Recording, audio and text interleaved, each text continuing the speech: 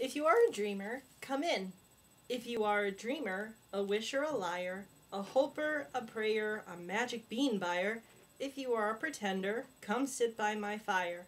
If we have some flax golden tales to spin, come in, come in. Hello and welcome to another edition of the Book Review Blog.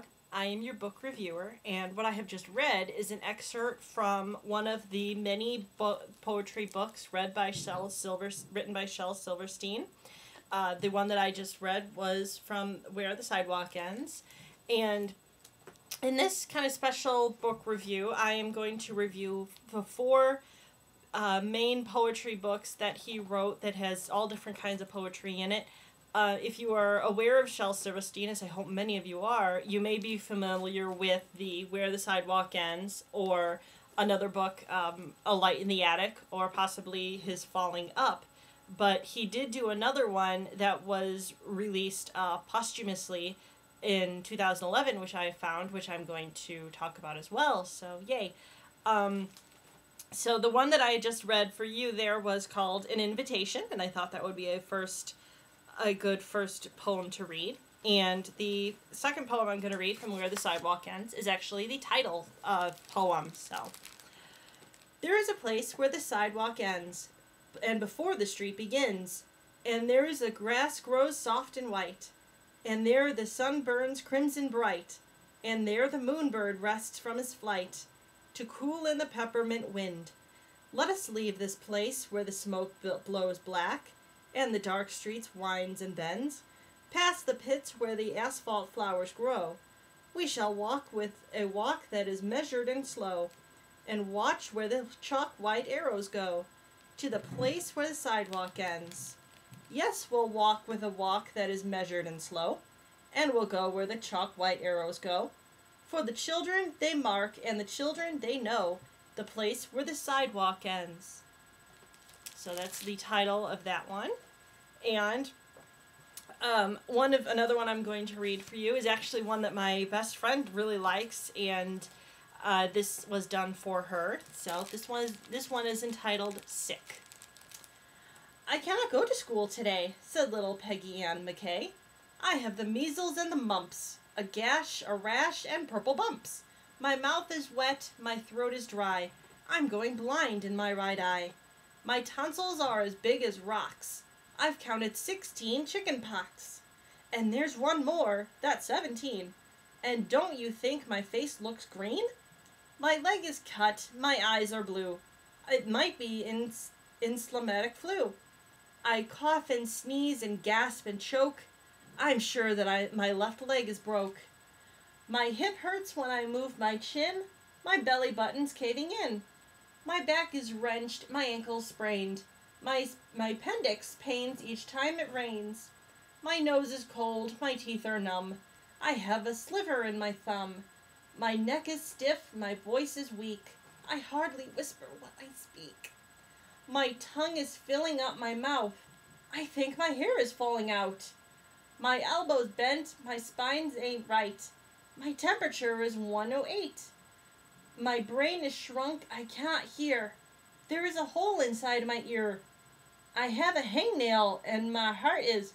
What? What's that? What did you say? You say today is Saturday? Goodbye, I'm going out to play. So that's a fun one. My favorite poem from this book is kind of a longer one, like the sick one. It is called Sarah Cynthia Sylvia Stout Would Not Take the Garbage Out. That's the final one I'm going to read from Where the Sidewalk Ends. Sarah Cynthia Sylvia Stout would not take the garbage out. She'd scour the pots and scrape the pans, candy the yams and spice the hams. And though her daddy would scream and shout, she simply would not take the garbage out. And so it piled up to the ceilings, coffee grounds, potato peelings, brown bananas, rotten peas, chunks of sour cottage cheese. It filled the can, it covered the floor. It cracked the window and blocked the door. With bacon rinds and chicken bones, drippy ends of ice cream cones, prune pits, peach pits, orange peel, gloppy glumps of cold oatmeal. pizza crusts and withered greens, soggy beans and tangerines, crusts of black-burned buttered toast, gristly grits of beefy roasts. The garbage rolled on down the hall. It raised the roof, it broke the wall. Greasy napkins, cookie crumbs, globs of gooey bubble gum, cellophane from green bologna, rubbery blubbery macaroni, peanut butter caked and dry, curdled milk and crusts of pie, moldy melons, dried up mustard, eggshells mixed with lemon custard, cold French fries and rancid meat, yellow lumps of cream of wheat. At last the garbage reached so high, it finally touched to the sky, and all the neighbors moved away, and none of her friends would come to play. And finally Sarah Cynthia Stout said, "Okay, I'll take the garbage out." But then, of course, it was too late. The garbage reached across the state, from New York to the Golden Gate, and there in the garbage she did hate. Poor Sarah met with awful fate, and I cannot right now relate, because the hour is much too late. But children, remember Sarah Stout, and always take the garbage out. So that's from the first book of Where the Sidewalk Ends that he wrote. The next book is my favorite book, and it always has been. It's called The Light in the Attic. And hopefully, along with Where the Sidewalk Ends, this may be the most familiar to you of Shel Silverstein. So first of all, I'll read the title poem as I did with Where the Sidewalk Ends. So here's A Light in the Attic. There's a light on in the attic. Though the house is dark and shuttered, I can see a flicker and flutter, and I know what it's about. There's a light on in the attic, and I can see it from the outside, and I know you're on the inside looking out. So, and that's the title's poem, as I said. And although I would say that almost all of these poems from A Light in the Attic I do love, but I selected some that I also like and I hope you would enjoy. So some of them, like this, have real fun pictures, which I'll show you in a second after I'm done reading this poem. This is called Something's Missing. I remembered I'd put on my socks. I remember I put on my shoes. I remember I put on my tie, the one that was painted in beautiful purples and blues. I remember I put on my coat to look perfectly grand at the dance. Yet I feel there is something I may have forgotten. What is it? What is it? There you go. As you can see, you have now figured out what he has forgotten. So, poor guy. Here's another one of my favorites. It is called Overdues. What do I do? What do I do? The library book is 42 years overdue. I admit that it's mine, but I can't pay the fine. Should I turn it in or hide it again? What do I do? What do I do? So that's from that one. And another one of my favorites is Fear. This one is kind of sad. Barnabas Browning was scared of drowning, so he never would swim, or get into a boat, or take a bath, or cross a moat. He just sat day and night, with his door locked tight, and the windows nailed down, shaking with fear that a wave might appear, and cried so many tears that they filled up the room, and he drowned. See, sometimes here's a picture of it. Sometimes Shel Silverstein may write some stories that sort of like the Sarah Cynthia Sylvia Stout, which are gross, and the Fear, which is kind of sad and also kind of odd, but I still like them. So, this is a newer one he wrote, maybe about 10 or 12 years ago. It is called Falling Up, and the first one, like the others, I'm going to read is the title poem. Falling up. I tripped on my shoelace, and I fell up to the rooftops, up over the town, up past the treetops, up over the mountains, up where the colors blend into the sounds. But it got me so dizzy when I looked all around that I got sick to my stomach and I threw down. So, I hope you understand that one. The next one is called Ice Cream Stop. The circus train made an ice cream stop, and at the 52 flavor ice cream stand. The animals all got off the train and walked right up to the ice cream man.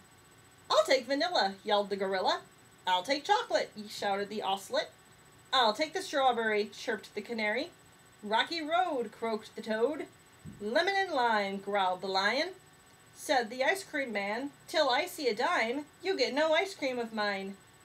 Then the animals snarled and screeched and growled, and whined and whimpered and hooted and howled, and gobbled up the whole ice cream stand.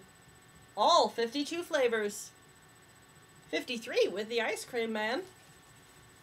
Poor ice cream man, he got his goat. The last one that I'm going to read from the Falling Up series is called The People Zoo. I got grabbed by the elk and the caribou and tied me up with the vine lasso and whisked me away to the animaloo, where they locked me up in the People Zoo. Now I'm here in a cage that is small as can be. You can't let wild people just run around free. And I'm fed bread and tea at the 2:45, and the animals all come to gander at me. They point and they giggle and sometimes they spit. There's bars on my cage so they can't poke or hit. And they scream, "Do a trick," but I stubbornly sit, not doing nothin' but thinkin' a bit. So if you come to visit, just howl, honk, or moo, and try to pretend you're an animal too. 'Cause if you're a person, they'll throw you into cage 2 of the zoo here in Animaloo. There's the animals, and here's the person. And if you can read this part, it says, "Warning, this creature is wild and dangerous," right there. So that's it for Falling Up. The last book that I found that he did a collection, he actually did, after he died, they actually released it after he died. It's called Everything on It. It was done in 2011, and I think he died in like 2007 or 2008. I'm sorry. I knew that at one point, but I'd forgotten. So, again, if I can find it.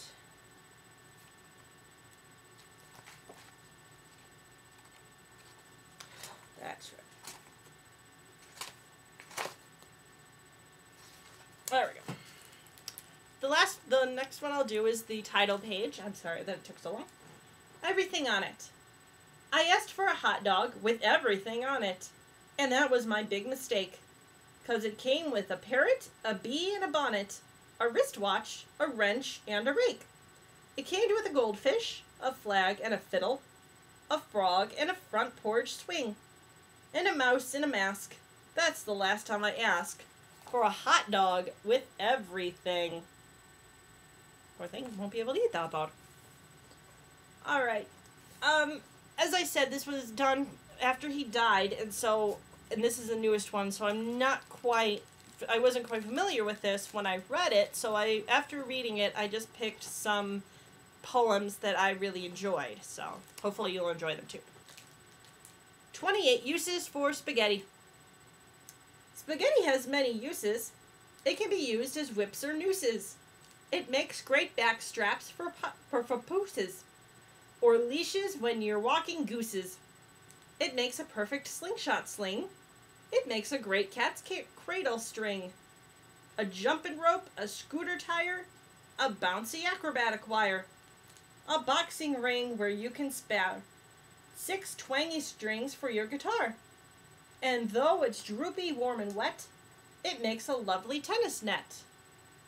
And as suspenders, it's just fine for holding pants up, yours, not mine. A string to fly your red balloon, a phone cord for your telephone. Hair ribbons, neckties, or bootlaces, reindeer reins for reindeer races, a wig to fit a silly queen, a mushy beard for Halloween. And it can make a neat lasso. In fact, there's nothing it can't do. Oh, and you can eat it too. You'll never look at spaghetti the same way again. Okay, another one is called Going Up and Going Down. A skinny, hungry alligator got in a crowded elevator. The door slid shut, and 6 floors later, a fat and burping alligator got off an empty elevator. So there you go. There's the fat alligator. And the clothes he left behind. Okay, the final one, which I thought was kind of cute, to close the last poem of this book, is the last poem that he wrote in this book, and it is called When I Am Gone. When I am gone, what will you do? Who will write and draw for you? Someone smarter, someone new, someone better, maybe you.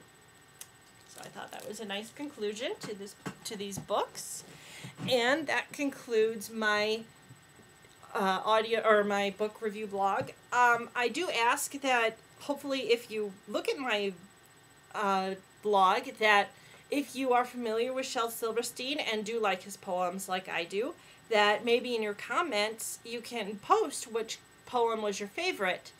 That would be nice because I've read all of them and I do like all of them. But I would really like to know what you guys think is your favorite poem, if I've read it or if I haven't read it.